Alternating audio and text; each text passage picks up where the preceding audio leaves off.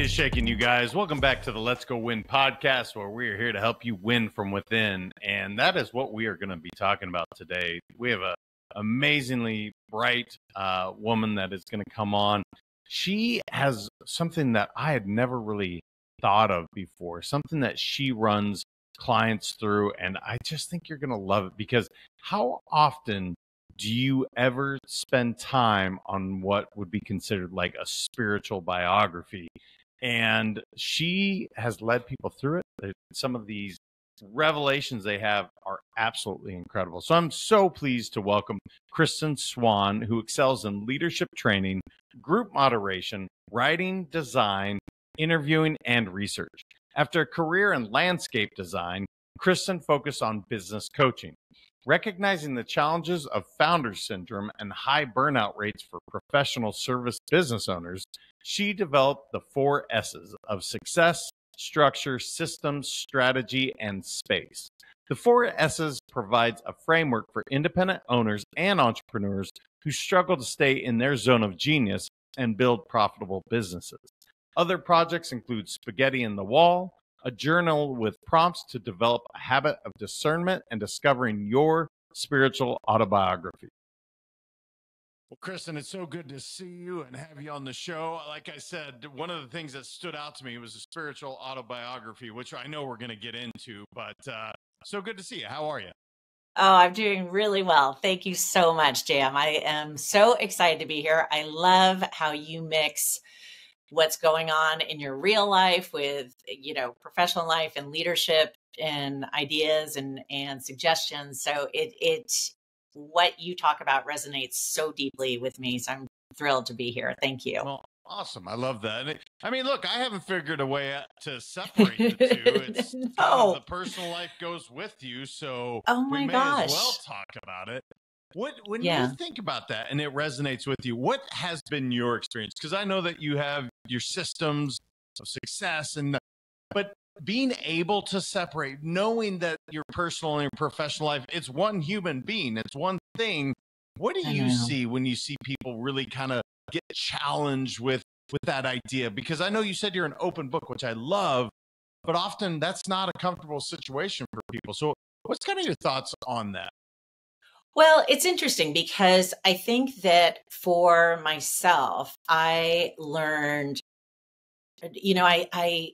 because I was primarily a small business owner, I have had multiple businesses myself, and I've worked in smaller organizations. And because they were smaller and I wasn't in the corporate world, I had this very, I had this idea that I had to be very, kind of have this distinct kind of professional persona. And then, there was this whole other part of that was like my life. Right. And that, I mean, you could do that for a little bit, but it just doesn't really work because your life, it starts creeping in. It affects, if you have, I've got 3 kids. If you end up having kind of a rough morning where everyone is, you're getting people out the door and it's just, there's crying or screaming or whatever, it's hard to completely shake that when you walk into your office or to your work situation. And how much more valuable is it to be able to not take that on in a way that you've got to walk into your office or, your client meeting with a big black cloud over your head, but just to be, I don't know, if you end up, talking to a colleague or to a client and they're like, how are you? And you're like, I'm better now, but boy, this morning was not a great start. How much more relatable is that, right? You've already, in that moment, you've shown yourself to be a human and you have opened the door, I think, for a level of trust and credibility that regardless of what your professional field is, I think is valuable. I don't know what are your thoughts on that? Well, you and I talked about off air listening being a huge thing. And it's Mm-hmm. funny because these filler things like, how are you? Do I Mm-hmm. genuinely, when I ask that, sometimes I mean, how are you? And then there's times where it's Yes. just kind of like just, it's such a terrible question. Honestly, it's not a great question if you think about it, right? Because most of the time Yeah. we're not saying like, tell me how you're actually doing. It's just, oh, Right. I'm fine. How are you? And it's so it when you were talking about listening, and what I realized is even I'm conditioned to do it. Hey, Kristan, so good to see you. How are you? It's like, it's a terrible freaking question. Tell me something interesting that's going on in your life. There's so much more depth to us, Yes. but it is one of those filler questions. I guess it's something that we're just conditioned to ask. I guess I didn't throw a question in there, but I am curious when it comes to listening, when it comes to communication, because Right. I think as a leader, it's one of the greatest tools you need to have is to be an incredible communicator. And when you talk about this passion of listening, I'm like, oh yeah, let's talk about this because it is a skill set that I believe anyone can learn, but yet it's not something that we've really been taught how to do well. What are some of the things you found for people to be a better listener, to be a better communicator? Yes. Well, it's just to kind of reiterate the point that this is a skill that you can practice and you can get better at. It is not something that people are just born with, right? So it is, I think that there is just because we most of us can talk and most of us are able to hear, it doesn't mean that we're great at communication, right? So when I think about listening, and I really, I use that phrase active listening, right? I mean, what does that mean?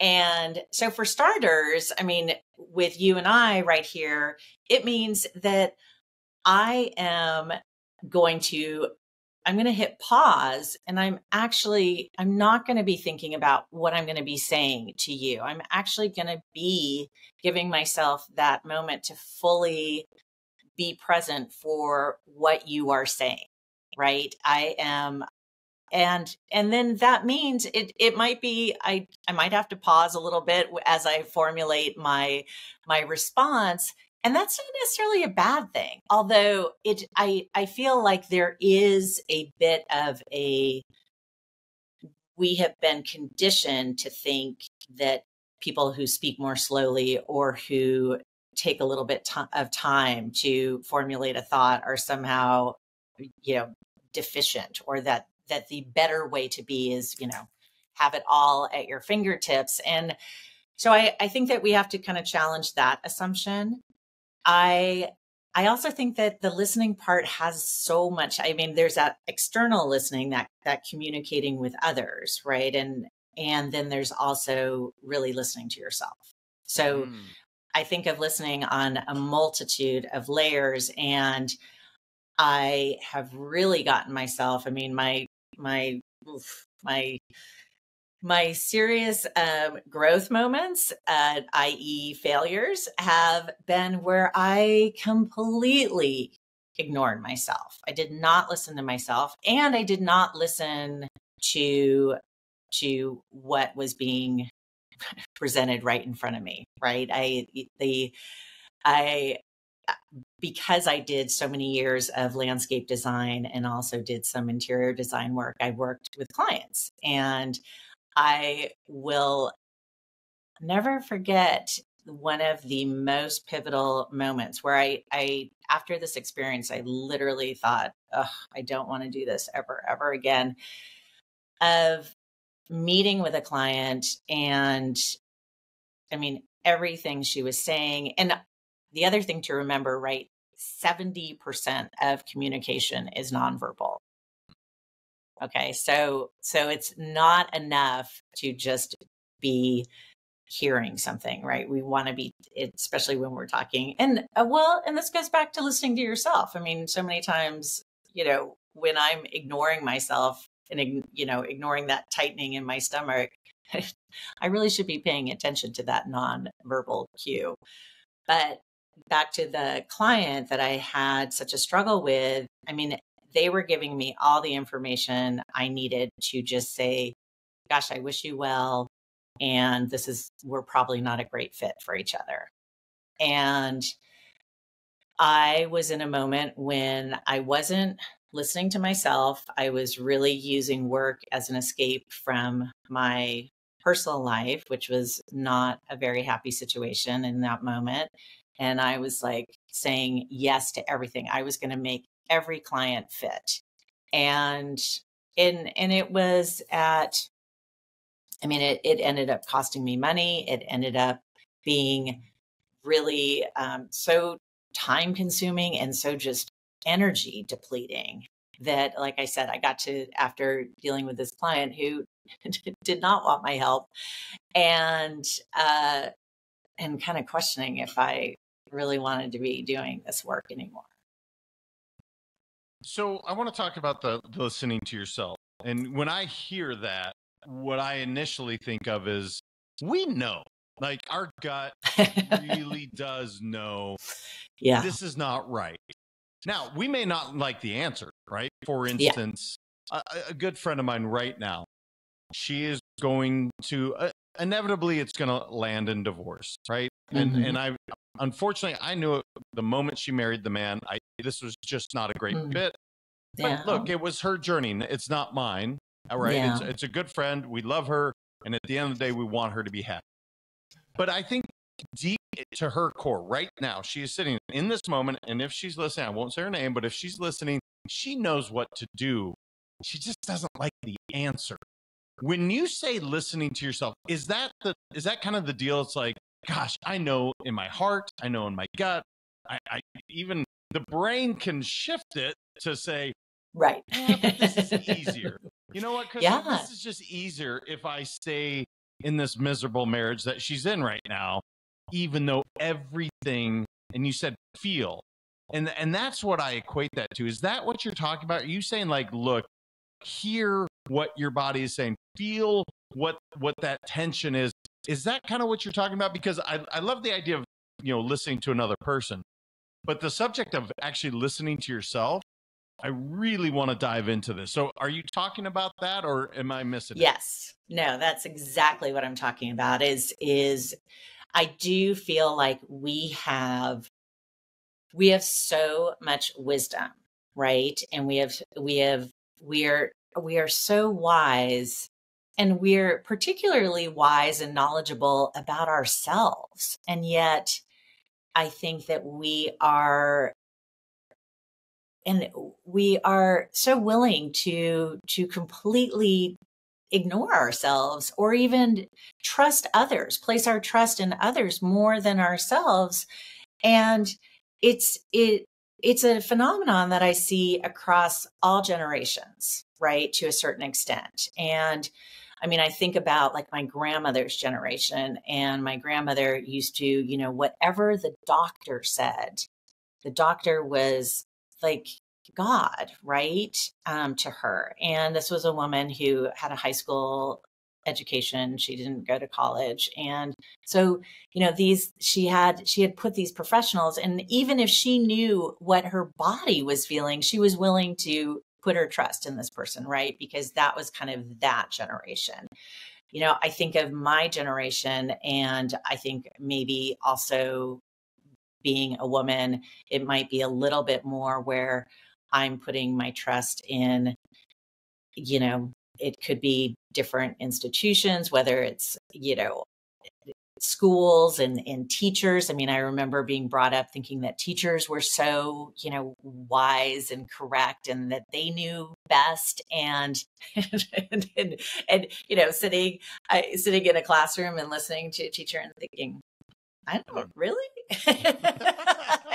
And so we have this, and then I think about my kids and even younger kids who are growing up as digital natives, and this kind of bombardment of all the experts on social media who, again, kind of giving over our trust. So I do think we have so much wisdom. And that was one of the reasons why I created the little journal that I have called Spaghetti on the Wall. I mean, it was just about, gosh, get to know yourself, get curious with yourself. And it's a prompted journal. So the way that you use it is you actually journal about your day in a completely non-judgmental, like you are a witness or an observer, right? And then you ask yourself questions about your day. Like, what were the really just awesome moments? Where were you just like blissed out or felt, were laughing or whatever? What were the moments that you were like, oof, because kind of that tension that we were talking about? And then kind of what are those kind of crazy ideas that you had or something, right? And so I do think that it does take practice to listen to yourself. And going back to the example with your friend, that is, I know that. I've been divorced twice.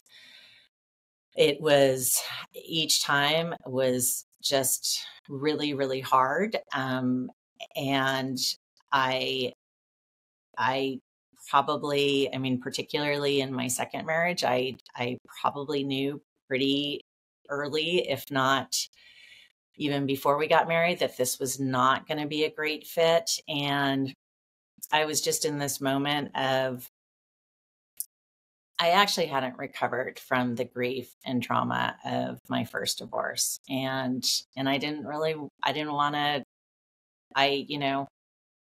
want to go there.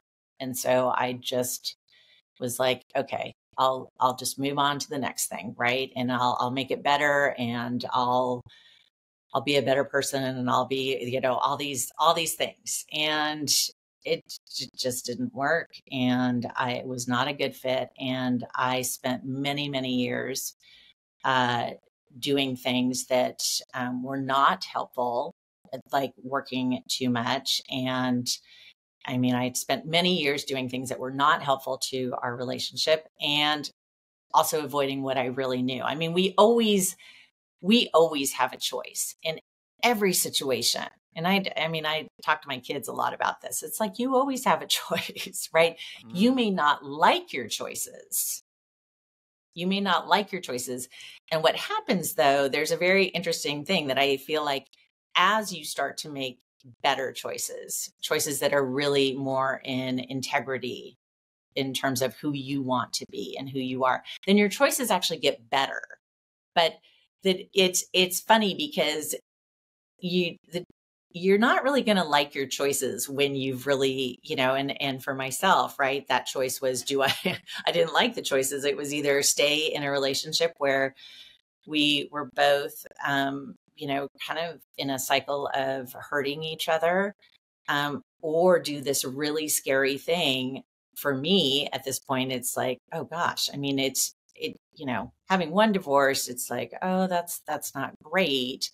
2 divorces, it's like, oh my gosh, you are such a loser. Really, that was what I was. So I'm like, okay, so I could stay, or I can have this divorce. It disrupts my kids' lives again. It makes me feel like not only am I, not a bad partner, but I'm also a bad mother. And it's scary because I don't know what the future looks like. Right. And so I have to have some faith that there's something better out there. And boy. And there is, right? At there the is. End of the day, this is what I want people to, because I don't mean to cut you off, but no, as you're talking, I can feel there's shame behind it, because I watched my business partner go through 3 and ultimately working on number 4. But look, it wasn't like you went in with bad intentions. That was not the point. Oh my gosh, no. And one of the things you said is, I didn't want to go there. And this is where I feel most people in self-development, personal growth, it could be that much better, but you're going to have to face some of the challenges, the demons, the self-limiting beliefs, some of the stuff that we got from mom and dad. And I get it. It sucks, right? But what I want the listeners to hear is, we've all got this. And I'm excited to hear, as you made these hard choices, as you shed the shame or whatever feelings you had, that you said, you know what? I don't like either choice. This is not ideal. And yet I'm going to choose to live my best life, regardless of the consequence that it may have on my kiddos for the moment. Yeah. It's going to be even worse if I don't make this decision. And I think that's where I want people to feel empowered to say, you know what? Embrace the suck a little bit. It's going to suck. Yes. But let's get to the other side, because life can be beautiful if we make these choices. So I don't know, what did that look like for you as you made that? Because it sounds like the second one really was painful, but yet you made this choice, and the smile on your face shows it all. Like, life's pretty damn good. Oh my gosh, yes. I made the choice. It was a very difficult choice. It was a drawn out process, and it was absolutely the right thing for me to do. And I say that as someone who is, I always joke that I'm married to my third best and last husband. And I really am, because I have found, I have found a self-acceptance and really a self-love that allowed for me to be open to a much more a partnership that is better for me. So, and I mean, working with, for years, I did business coaching with small business owners, and so often, you know, we would talk and they would be facing a choice, right? And it was oftentimes they had kind of gotten themselves into a situation, usually with not listening either to to the people that they were interacting with, or to themselves, or both. And I would say to them, I'd say, you know, we can do a couple of different things. We can do the worst case scenario. So let's go through the worst case scenario. And it's funny, as a little kid, I used to do this worst case scenario thing all the time, right? Because I mean, our brains are so much more wired for that, right? Because it helps us survive, you know, to be aware of kind of those worst case scenarios. And so I would go through that with my clients. I'd be like, okay, so what's the worst case scenario? You can get fired. You might have to, you'll lose this client, or you'll, whatever. And it's like, it kind of, the end of the day is like, well, will you still be alive? Like, will you still be standing? And the answer is usually yes, in these situations. And I loved flipping that and saying, okay, let's, now that we've done all that worst case scenario stuff, let's talk about the best case scenario. And the kind of the wonderful thing, but also the really challenging thing about the best case scenarios is that, like, we have not even, we can kind of conceive of maybe what it looks like. I mean, we can think about situations where we've liked it. We can think about where we went on vacation that we really, really liked, or we can think about we can think about these little things but I mean, truly, those best case scenarios. I mean, if you had asked me after my second divorce, if I would be married again, and I would have been like, yeah, no. And so it's, so those best case scenarios are oftentimes something that is this world of possibility that is even beyond our imagination. And what I will say, though, because I know that sounds a little, it's like, oh gosh, Kristan, that's, great advice, easy for you to say. But here's the deal, people, is if you look back on your life and take a survey, how many times has the worst case scenario happened versus a result that you did not even think was possible, or that you could not have imagined? And I would say that for most people, it's in that realm of possibility. You know what I love too is, because funny enough, my wife and I are having this conversation this morning, maybe it was because we were talking about a friend. And Lisa, my wife, said, well, I would never get married. And I said, and she said, what about you? And I said, well, I don't know the answer to that question, but I'm never going to say never. And here's why. I think it's really foolish to say, I'm never going to. Well, how do you know? How do you know that you might not find and show up in a different way? Because, again, I'm not saying this was you, but for my business partner, it wasn't a surprise because he was attracting the same person over and over and over. Until you do the work, you're going to do that. But here's the point. That is not your destiny because you were divorced once, or I was talking to a client last night. They had gone through a bankruptcy and yet they want financial freedom. And I was talking about, would you like to be an entrepreneur? And his answer was, well, yes, but I don't want to go through a bankruptcy again. And I said, okay. So we stepped through everything, kind of like you said, worst case, best case. And I said, would you make the same mistakes you did in your first business? Well, no, actually, I learned from that. Okay, great. Why would you go through bankruptcy again? Like, you are not the baggage that you're bringing along. Like, that was something that you learned from. And now let's go. And I guess I don't know where I'm going with it, other than I want people to feel the empowerment to say, yeah, shit happens, man. Bad things. I made poor choices before. I didn't show up as the best version of me. But here's the great news. I get to show up differently tomorrow. And if that means it's a new career, new spouse, new whatever, great. You asked. Well, I mean, just to put a finer point on that, I so agree with that. And in terms of the relationship I have with my husband, and he's been married before, and we are, I mean, we're older, so we have that going for us. I mean, we both have, and I think that we both have really embraced our baggage, so to speak, right? And so we have a real tenderness and care for our relationship. We recognize we are showing up as very different people for each other. And and we have this genuine care for our relationship. I mean, we have care for each other, but we also for this special gift that we feel like we've both been given.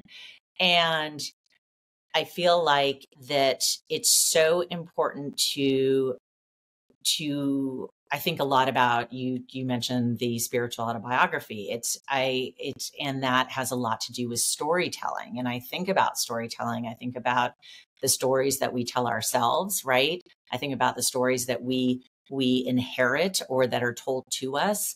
And then also, what are those stories that we choose to share with others? And it is, so our stories are so valuable as tools for connecting with people and learning, and they are not us, right? We are always, our story is not over until, I guess, we die or, leave, depending on your belief system. I mean, we leave this physical earth. But I mean, your story is always, there is a story that's yet to be written. So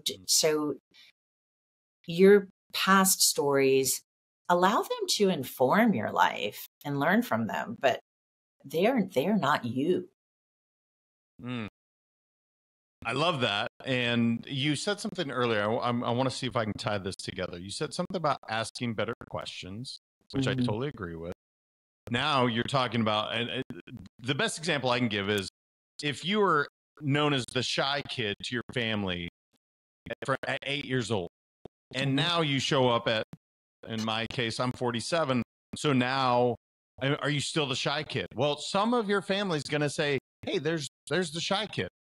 Well, guess what? That doesn't mean that's who you are. You were that almost 40 years ago. And yet I see people, because they're labeled, or maybe it's a part of their identity I'm just going to hang on to that because it's comfortable. And so I don't know if this is going to tie into what you do with the spiritual autobiography or not, because I haven't gone through it, but I really find it fascinating how people will hold on to these things that we're told, these self-limiting beliefs that maybe have been kind of dumped upon us. Mhm. and what that looks like as you go through the spiritual autobiography. Does that make sense? Is it? Tell me about that journey with what you Yeah. created. Yeah. Well, so I love what you bring up because I do some writing and I put it on Substack and my website and stuff. And one of the things that I wrote recently about was change and particularly kind of change, self growth or change within, changes within ourselves. And I was kind of, basically just thinking about, is change really, I mean, we all kind of say, oh gosh, change is so hard. And it's like, well, is it really that difficult? Or maybe the more difficult part about it is that the potential for it to change how those people that are important to us or close to us in our lives are going to react to that change. Right. So, I mean, I'll never forget being with my grandparents on the East Coast. And I used to so look forward to my aunt and uncle coming to visit because my grandparents, they were grandparents and they had their schedule and they were pretty, it was great, but it was just, it was pretty, we did the same thing day after day.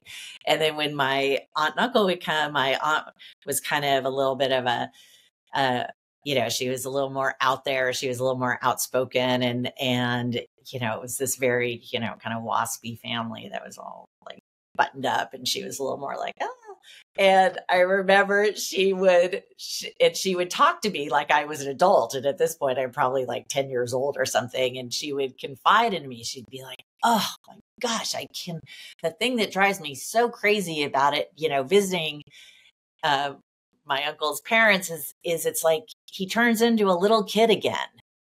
And I mean, I remember that from 10 years old, her saying that and observing it too, right? And yeah, because I think, here's somebody who my uncle who, he worked, he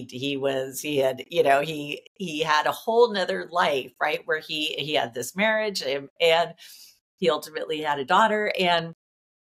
But yet here he became the little boy again when he would come back, because I think the real there probably was some fear or anticipation of there being something uncomfortable if he showed up as his adult self, like it would disrupt the balance somehow. And so I think that we have to just be aware of those things. Sometimes it's really hard because also those people in reaction to us are, are they're wondering, oh gosh, how does this change my relationship to that person? Am I still, I remember my one friend, I mean, this is a silly example, but we used to, go for a walk all the time. And it was so nice. It was our way to connect and to check in with each other. And then they got really into going to Soul Cycle. And it's like, so they didn't have time for walking but they really loved Soul Cycle. And of course I wanted them to do what they loved, but I was like, oh, so where am I? Like, even if I go to Soul Cycle with you, I can't hear anything and I can't talk to you. So so like, where do you still have room for me?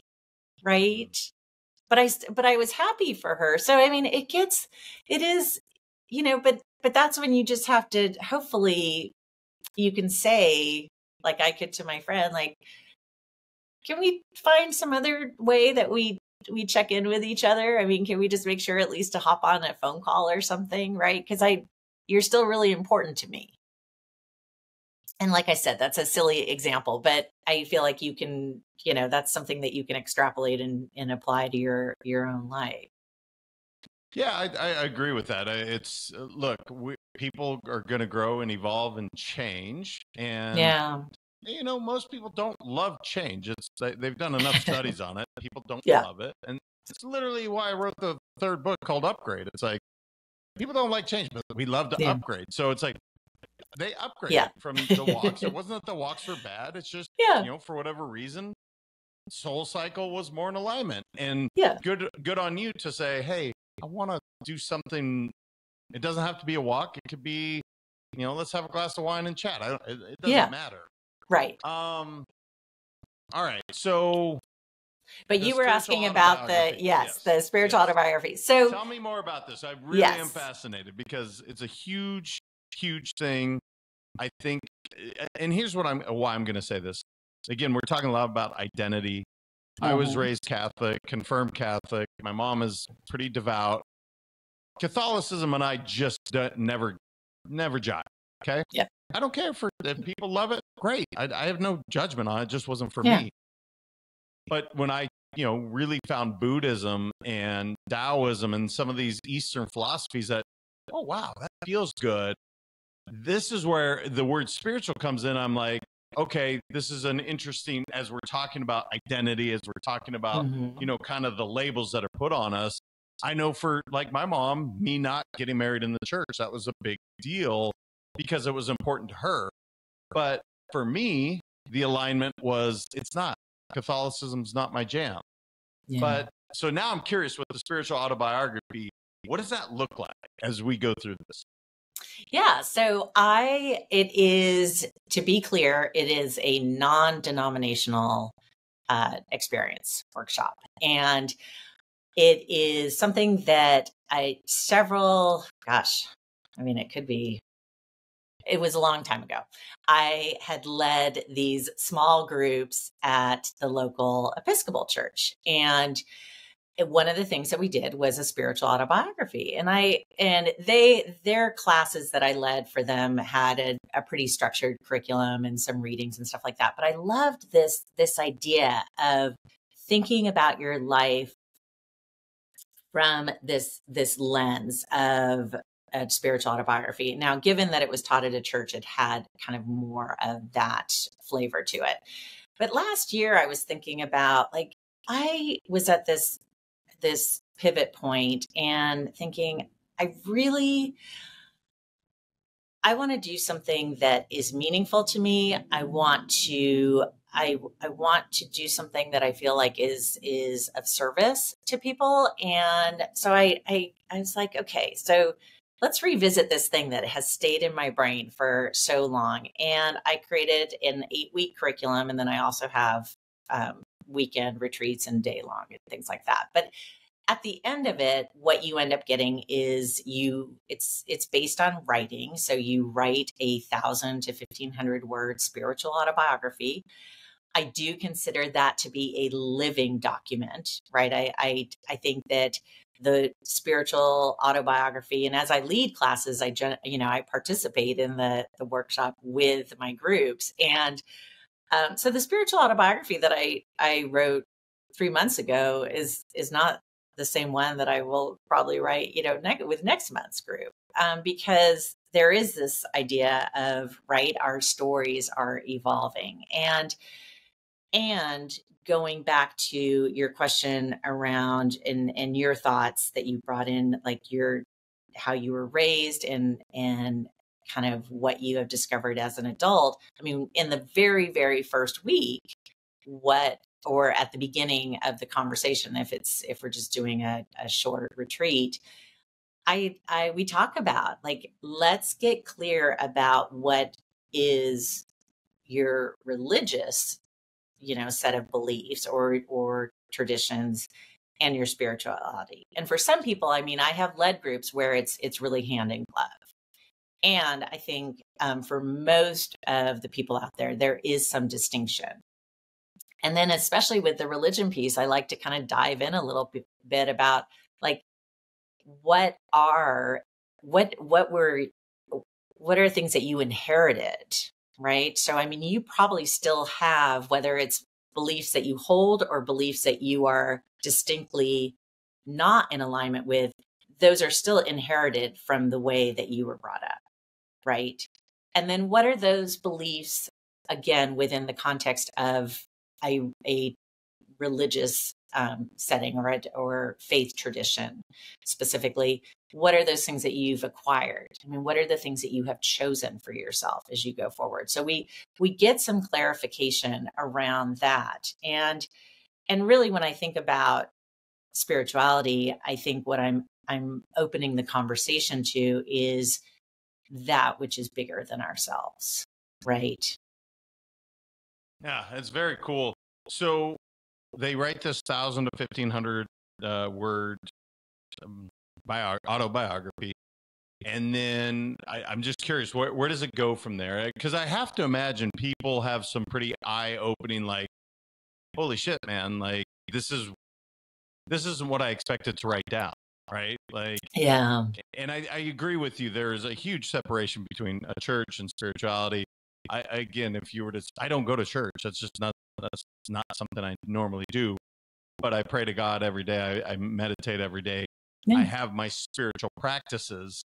But it would be interesting. Now I kind of want to go write mine and see what comes onto the paper, because I don't know what that would look like. Have you had people that are like, holy cow, Kristan, this is, I had no idea this was what I was going to write down because of the better questions? And maybe that's where I'm trying. Are Yeah. there prompts in there that are asking those great questions? Well, and I mean, I have even had that experience where I was like, oh, I didn't know this is where I was going with this version of my spiritual autobiography. And to be clear, the spiritual autobiography rather, that you end up completing is after having gone through, whether you're doing the multi-week or the, retreat style, we're actually having a lot of conversation and questions and writing that leads you kind of to where you can be thinking about this spiritual autobiography. So we do everything from, I mean, some of the stuff that I do is one exercise is to kind of think about, I have people take a piece of paper and write down, depending on if I'm working with people who are 40 and younger, then I have them do it in 5-year increments. If I'm working with an older, then we can do decades, right? And you write 0 to 10, 10 to 20, for however old you are. And you put down and you leave kind of these blank spaces. And what's really fun about this exercise is and then depending on the group, it may be, there may be more specific prompts, but the general prompt is, let's take about 10 minutes and just kind of pop in what has happened in those decades or those set of years. And it's a different way. It allows for you to kind of retrieve some memories in a way that's different when you are being asked to do something strictly chronologically. It allows for like a lot more retrieval that can be kind of surprising. And I know for myself, I'll share that one time when I did this, what really became clear as I was writing these things down was the kind of the firsts, right? So I was really thinking about, first time I went to school, or first time my first job, my first real job, or my first child, or so like all these really important firsts became super clear. And what was interesting is I still had firsts, in all of my decades. And I kind of liked that. I was like, oh, that feels really good to me. And that actually feels like who I am. I remain curious, right? So I still have all these first. Or another time I've done it, what I was really thinking about were these friends that showed up in these different decades for me. And that theme of those really transformational friendships, right? So you're pulling all these different threads. I mean, for another prompt is I have people pick a time when they were being celebrated. So it's whether, I've had groups where people didn't celebrate birthdays, because of belief systems. So it was like, a birthday would be a easy one, but it could be like a graduation. It could be work related, promotion, retirement, whatever.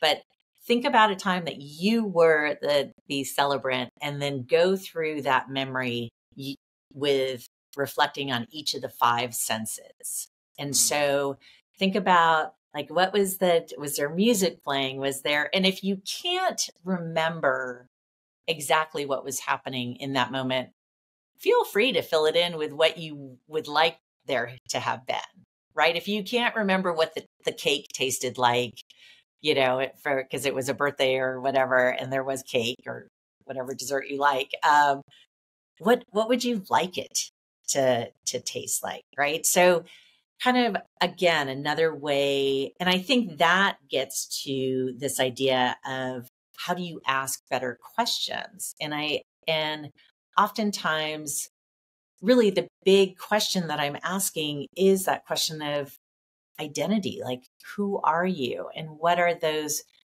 pieces of your life that have been really impactful and shaped you?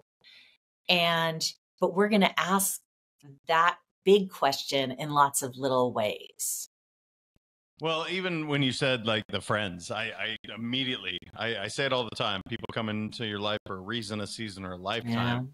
Yeah. And as you said, because again, 47, I was breaking it down into decades, and I'm like, holy cow. Again, I wasn't actively listening as much because I'm thinking about this person in my 20s and how important they are. And now I've completely lost touch. And that's okay. It's not a good thing or a bad thing. It's just to remember that, I think, is incredible. I can't believe I haven't been looking at the clock. I looked at it. We are already almost out of time. Is my gosh. Anything I didn't ask you that you want to make sure to share in like a minute or less? And then also, where can my audience reach you? Because I think this is fascinating. I think what the work you're doing is very cool, and it's very thought-provoking. And I hope my audience really does participate in, whether it's the spiritual autobiography or the spaghetti on the wall. There's some really cool stuff that you've done. Oh, well, thank you so much. This has been a pleasure. Yes, time has flown. I guess the thing, again, that I would just encourage everyone is there is nothing wrong with saying, I just need a minute. And whether you're telling yourself, I just need a minute, because I have spent so much time ignoring how I felt that it takes me a minute to figure out what I'm feeling. Like I can feel it, but to kind of get all the pieces together. So just allow yourself a moment, right? It's the whatever it is not going to fall apart by just giving yourself that moment, and actually you could end up improving. It could lead to better decision making. And yes, I have a website, KristanSwan.com. There's information there. There are actual spiritual autobiographies that people have given me permission to share. And that's on the page that's called The Experience Collective. And there's more information, but I just thank you. This has been such a pleasure. No, truly, it's been my pleasure. I thoroughly enjoyed the conversation because we went down some cool places. So thank you for showing up the way you do. Thank you so much. So like I said, how often do you think about your spiritual autobiography and actually just take a moment to step back and say, where am I going with this? Have I changed in my time? As I said, I was raised Catholic, and then, now I would consider myself more a Buddhist, Taoist. I don't know.